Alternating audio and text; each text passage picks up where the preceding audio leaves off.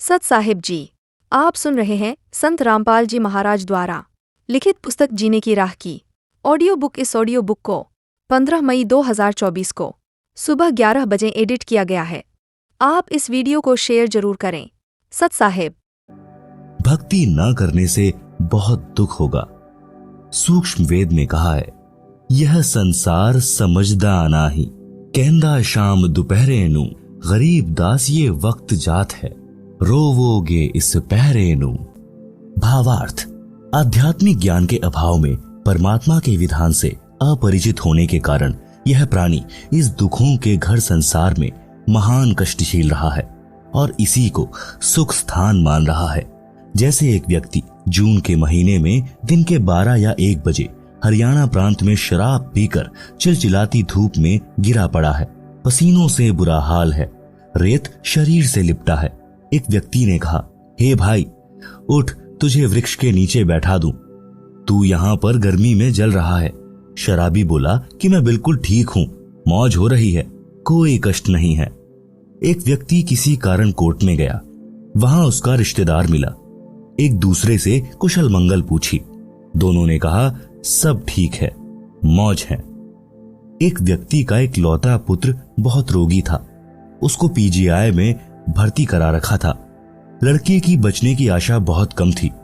ऐसी स्थिति में माता पिता की क्या दशा होती है आसानी से समझी जा सकती है।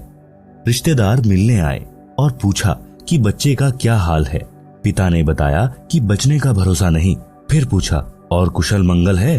पिता ने कहा कि सब मौज है। विचार करें, शराब के नशे में घोर धूप के ताप को झेल रहा था, फिर भी कह रहा था कि मौज हो रही है। कोर्ट कचहरियों में जो रिश्तेदार मिले, दोनों ही कह रहे थे कि सब मौज है। विचार करें, जो व्यक्ति कोर्ट के कोल्हू में फंसा है, उसको स्वप्न में भी सुख नहीं होता, फिर भी दोनों कह रहे थे कि मौज है, अर्थात आनंद है। जिस व्यक्ति का एक लौता पुत्र मृत्यु शैया पर हो, उसको मौज कैसी?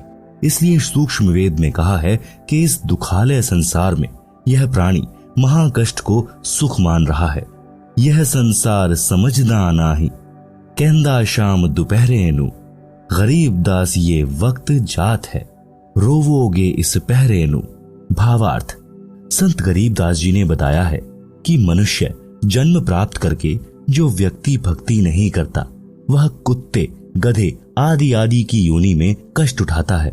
कुत्ता रात्रि में आसमान की ओर मुख करके रोता है। इसलिए गरीब दास जी ने बताया है कि यह मानव शरीर का वक्त एक बार हाथ से निकल गया और भक्ति नहीं की तो इस समय यानी इस पहरे को याद करके रोया करोगे। भक्ति मार्ग पर यात्रा। जब तक आध्यात्मिक ज्ञान नहीं, तब तक तो जीव माया के नशे में अपना उद्देश्य भूल चुका था। और जैसा ऊपर बताया है कि शराबी नशे में ज्येष्ठ महीने की गर्मी में दिन के दोपहर के समय धूप में पड़ा पड़ा पसीने व रेत में सना भी कह रहा होता है कि मौज हो रही है। परंतु नशा उतरने के पश्चात उसे पता चलता है कि तू तो जंगल में पड़ा है, घर तो अभी दूर है। कबीर जी ने कहा है कि यह माया अटपटी, सब घट आन अड़ी, किस किस को समझाऊं या कुएं भांग पड़ी। भावार्थ, अध्यात्म ज्ञान रूपी औषधि सेवन करने से जीव का नशा उतर जाता है। फिर वह भक्ति के सफर पर चलता है, क्योंकि उसे परमात्मा के पास पहुंचना है, जो उसका अपना पिता है तथा वह सतलोक जीव का अपना घर है। यात्रा पर चलने वाला व्यक्ति सारे सामान को उठाकर नहीं चल सकता, केवल आवश्यक सामान लेकर यात्रा पर चलता है। इसी प्रकार भक्ति के सफर में अपने को हल्का होकर चलना होगा, तभी मंजिल को प्राप्त कर सकेंगे। भक्ति रूपी राह पर चलने के लिए अपने को मानसिक शांति का होना अनिवार्य है। मानसिक परेशानी का कारण है अपनी परंपराएं तथा नशा, मान बढ़ाई, लोक दिखावा। यह भार व्यर्थ के लिए खड़े हैं। जैसे बड़ी कोठी, बड़ी महंगी कार, श्रृंगार करना, महंगे आभूषण यानी स्वर्ण के आभूषण संग्रह करना, विवाह में दहेज लेना देना, बैंड बाजे डीजे बजाना, गुड़चड़ी के समय पूरे परिवार का बेशर्मों की तरह नाचना, मृत्यु भोज करना, बच्चे के जन्म पर खुशी मनाना, खुशी के अवसर पर पटाखे जलाना, फिजूल खर्ची करना आदि आदि जीवन के भक्ति सफर में बाधक होने के कारण त्यागने पड़ेंगे। विवाह कैसे करें?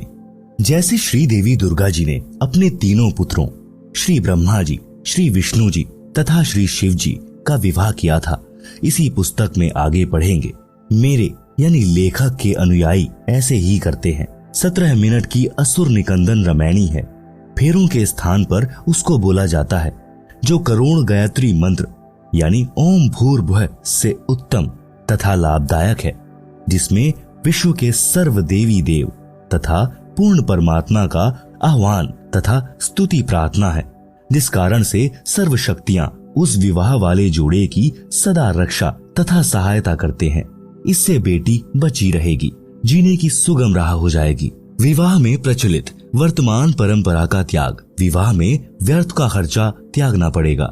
जैसे बेटी के विवाह में बड़ी बारात का आना, दहेज देना, यह व्यर्थ परंपरा है, जिस कारण से बेटी परिवार पर भार मानी जाने लगी है और उसको गर्भ में ही मारने का सिलसिला शुरू है, जो माता पिता के लिए महापाप का कारण बनता है।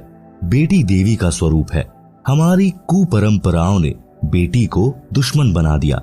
श्री देवी पुराण के 3 स्कंद में प्रमाण है कि इस ब्रह्मांड के प्रारंभ में तीनों देवताओं श्री ब्रह्मा जी, श्री विष्णु जी तथा श्री शिव जी का जब इनकी माता श्री दुर्गा जी ने विवाह किया, उस समय न कोई बाराती था, न कोई भाती था, न कोई भोजन भंडारा किया गया था, न डीजे बजा था, न कोई नृत्य किया गया था। श्री दुर्गा जी ने अपने बड़े पुत्र श्री ब्रह्मा जी से कहा कि हे ब्रह्मा, यह सावित्री नाम की लड़की तुझे तेरी पत्नी के रूप में दी जाती है, इसे ले जाओ और अपना घर बसाओ। इसी प्रकार अपने बीच वाले पुत्र श्री विष्णु जी से लक्ष्मी जी तथा छोटे बेटे श्री शिव जी को पार्वती जी को देकर कहा कि ये तुम्हारी पत्नियां हैं, इनको ले जाओ और अपना अपना घर बसाओ। तीनों अपनी अपनी पत्नियों को लेकर अपने अपने लोक में चले गए, जिससे विश्व का विस्तार हुआ। शंका समाधान।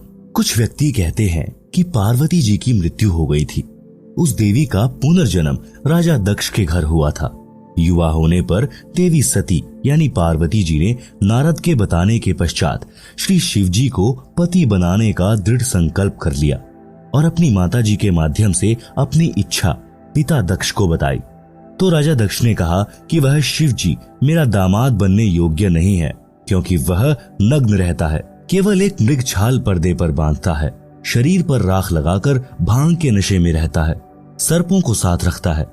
ऐसे व्यक्ति से मैं अपनी बेटी का विवाह करके जगत में हंसी का पात्र नहीं बनूंगा। परंतु देवी पार्वती भी जिद की पक्की थी।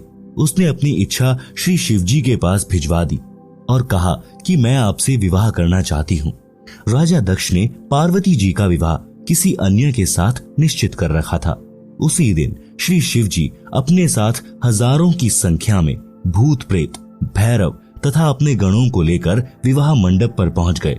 राजा दक्ष के सैनिकों ने विरोध किया। शिव की सेना और दक्ष की सेना में युद्ध हुआ। पार्वती ने शिव जी को वरमाला पहना दी। पार्वती को बलपूर्वक लेकर श्री शिव जी कैलाश पर्वत पर अपने घर ले गए। कुछ व्यक्ति कहते हैं कि देखो, श्री शिव जी भी भव्य बारात लेकर पार्वती से विवाह करने आए थे, इसलिए बारात की परंपरा पुरातन है, इसलिए बारात बिना विवाह की शोभा नहीं होती।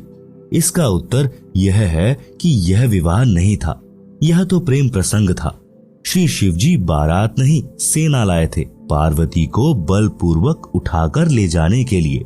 विवाह की पुरातन परंपरा श्री देवी महापुराण के 3 स्कंद में है, जो ऊपर बता दी है। बेटियों तथा बेटों को चाहिए कि अपने माता पिताजी की इच्छा अनुसार विवाह करें।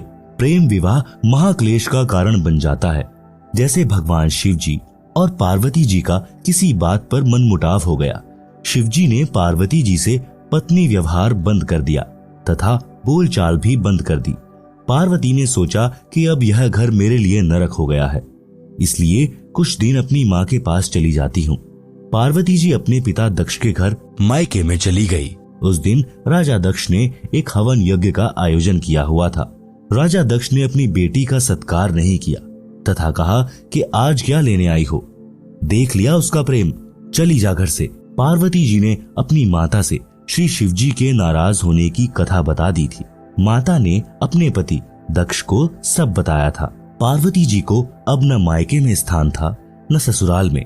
प्रेम विवाह ने ऐसी गंभीर परिस्थिति उत्पन्न कर दी कि दक्ष पुत्री को आत्महत्या के अतिरिक्त कोई विकल्प नहीं दिखा और राजा दक्ष के विशाल हवन कुंड में जलकर मर गई। धार्मिक अनुष्ठान का नाश किया, अपना अनमोल मानव जीवन खोया, पिता का नाश कराया, क्योंकि जब श्री शिवजी को पता चला तो वे अपनी सेना लेकर पहुंचे और अपने ससुर दक्ष जी की गर्दन काट दी। बाद में बकरे की गर्दन लगाकर जीवित किया। उस प्रेम विवाह ने कैसा घमासान मचाया। शिवसेना को बारात बताकर कुप्रथा को जन्म दिया गया है और यह प्रसंग प्रेम विवाह रूपी कुप्रथा का जनक है, जो समाज के नाश का कारण है। विवाह जो सुप्रथा से हुआ वह आज तक सुखी जीवन जी रहे हैं, जैसे श्री ब्रह्मा जी तथा श्री विष्णु जी। विवाह करने का उद्देश्य, विवाह का उद्देश्य केवल संतानोत्पत्ति करना है। फिर पति पत्नी मिलकर परिश्रम करके बच्चों का पालन करते हैं, उनका विवाह कर देते हैं, फिर वे अपना घर बसाते हैं। इसके अतिरिक्त प्रेम विवाह समाज में अशांति का बीज बोना है, समाज बिगाड़ की चिंगारी है। प्रेम प्रसंग कैसा होता है? उत्तर, जो चरित्रहीन लड़के लड़की होते हैं वे चलते समय अजीबोगरीब एक्टिंग करते हैं। उन लजमारों की दृष्टि भी टेढ़ी मेढ़ी चलती है।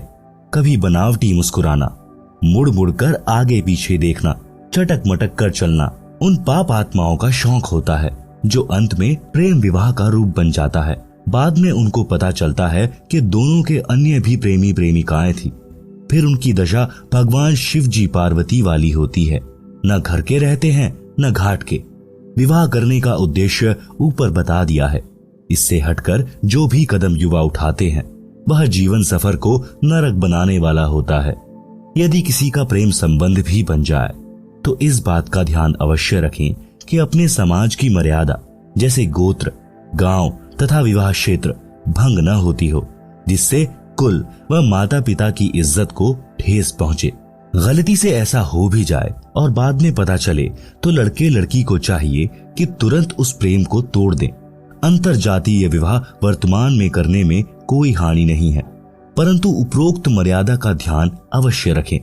भगवान शिवजी ने भी देवी पार्वती को इसी कारण से त्यागा था। आगे की कथा इस प्रकार है। सत साहेब जी, इसका अगला एपिसोड भी जल्द देखने के लिए सब्सक्राइब करें हमारे चैनल को। सत साहेब।